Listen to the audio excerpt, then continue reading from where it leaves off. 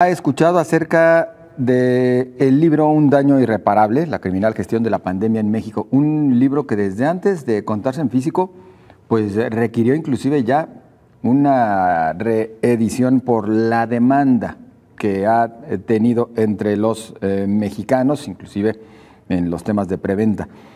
Su autora, Laurien Jiménez Fayvier, es directora general de la iniciativa Salvemos Conciencia, además de asesora de proyectos para ayudar a controlar la pandemia de COVID-19 en México, con doctorado en la Universidad de Harvard, es profesora e investigadora de microbiología. Nosotros agradecemos el que nos acompañe en esta ocasión por la vía telefónica para platicar acerca de su libro y sus impresiones acerca de este manejo de la pandemia de COVID-19 en nuestro país. ¿Cómo está, doctora? Buenas tardes. Creo que tenemos un problema con la comunicación. Resuelto. Problema ya resuelto, ya estamos en comunicación. Adelante, doctora, ¿cómo le va? ¿Qué tal? Muy buenas tardes. Muy bien, gracias, mucho gusto. Gracias por la invitación. Un placer para nosotros contar con su compañía por la vía telefónica. El manejo de la pandemia en México, mucho se ha hablado, pero usted en su libro puntualiza bastante acerca de los errores, los desaciertos que se han cometido y que nos llevan a pues estos niveles en cuanto a decesos a causa de la pandemia, doctora. Sí, así es. Pues el manejo de la pandemia en nuestro país ha sido, por ponerlo amablemente, irresponsable y negligente, ¿no? Sin duda.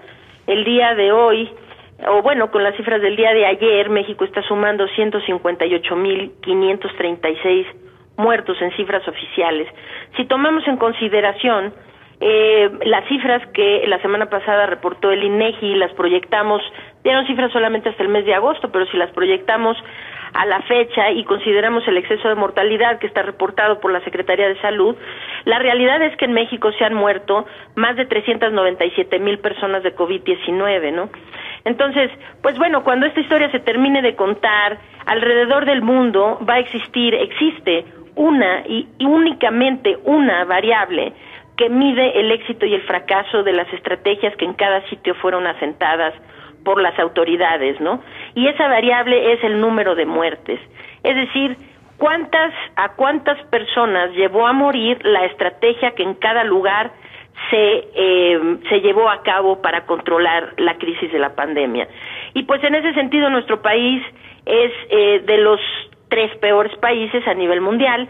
Estamos en esa deshonrosa posición junto con Estados Unidos y Brasil, ¿no? En la tercera posición de los peores países que han manejado esto a nivel mundial.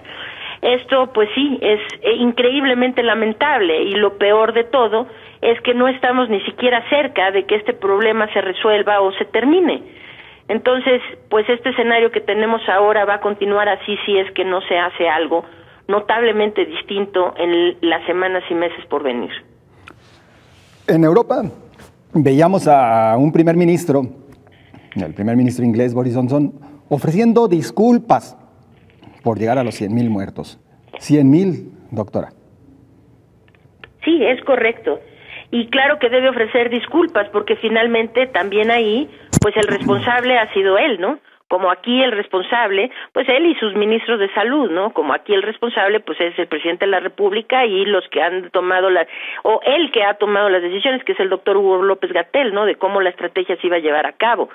Pero la diferencia es que Angela Merkel en Alemania, al ver que empiezan a morirse, no sé, 300, 500 alemanes al día, y que las cifras empiezan a aumentar, pues Angela Merkel sale casi con lágrimas en los ojos, pide disculpas, dice, esto no vamos bien, tenemos que amarrarnos todos y ver que esto se mejore.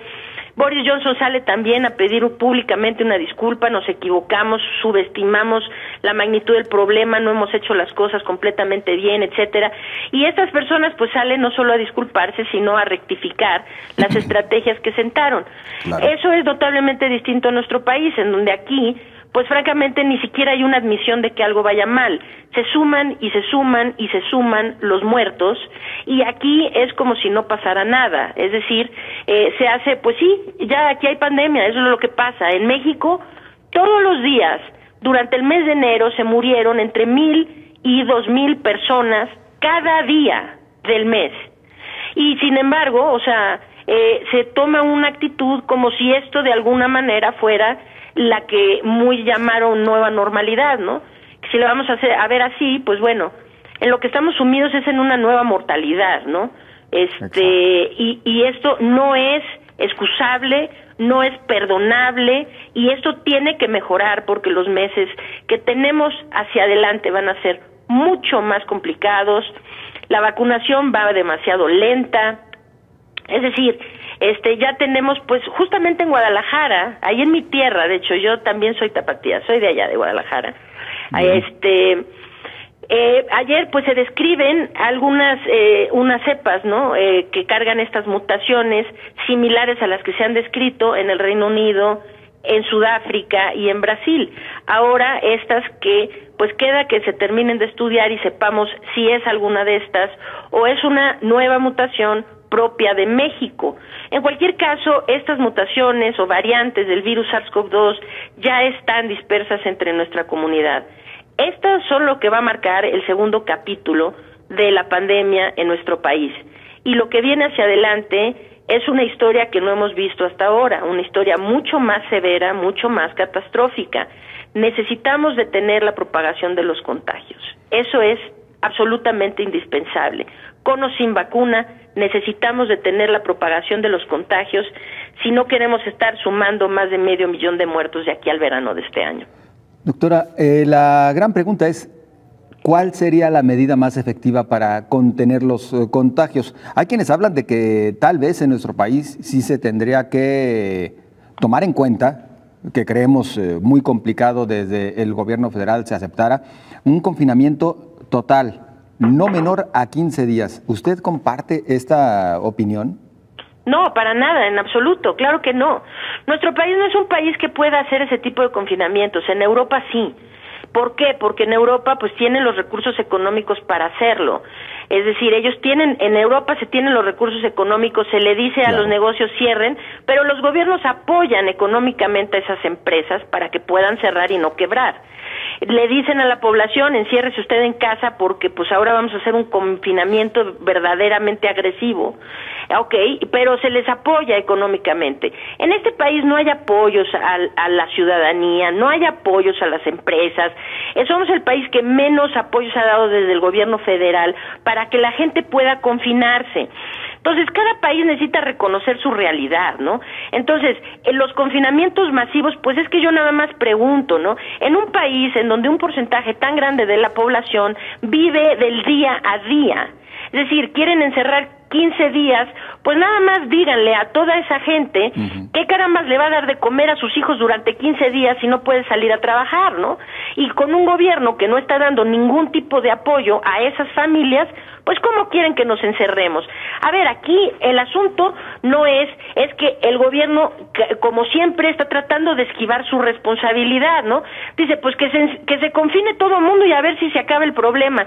Eso ya lo hicieron en la Jornada Nacional de Sana Distancia y evidentemente no funcionó.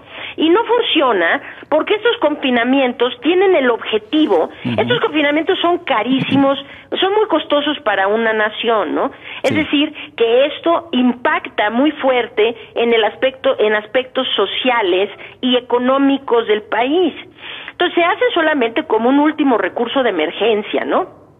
¿Para qué? Para darle oportunidad al gobierno de tomar las acciones que requiere para establecer estrategias de contención epidemiológica. ¿Cómo qué?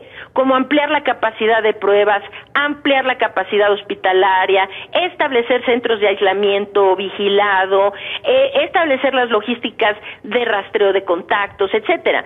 Es más fácil hacer todo eso y disminuir el número de muertos si la gente se confina, ¿no?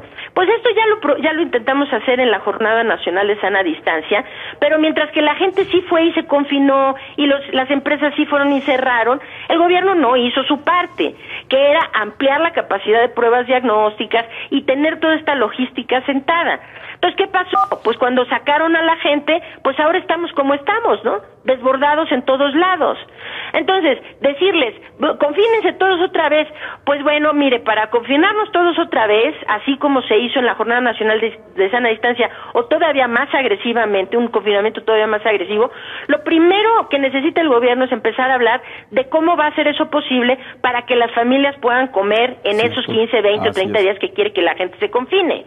Lo que necesitamos aquí es que el gobierno deje de evadir su responsabilidad y que se establezcan, ahora sí, no así tibiamente, pusilánimamente, como lo han estado haciendo, de que pues tantitas pruebas más, ahí les va, apláudanos, 200 pruebitas más al día. No, eso no sirve de nada. Aquí necesitamos hacer cientos de miles o millones de pruebas al día, porque la enfermedad corre rampante entre nuestras comunidades. Entonces, pues sí, eso es lo que se necesita hacer, que el gobierno se ponga las pilas para hacer una estrategia verdadera de contención de contagios. Pruebas, pruebas y más pruebas, se ha dicho desde el inicio de esta lamentable pandemia, doctora. Lamentablemente el tiempo se nos vino a nosotros encima, pero sí nos quedamos justo con este mensaje y pues con el pendiente por entrar más de lleno a todo lo que usted nos analiza, nos evalúa en su libro Un daño irreparable, la criminal gestión de la pandemia en México. Doctora, muchísimas gracias por acompañarnos. No tiene nada que agradecer, ha sido un gusto. Muy buenas tardes. Buenas tardes, muy amable. Pues ya escuchó usted. Pruebas es lo que hace falta, entre otros tantos temas que tendría que corregir la autoridad, de acuerdo a lo que nos describe la doctora Laurien Jiménez Faibi.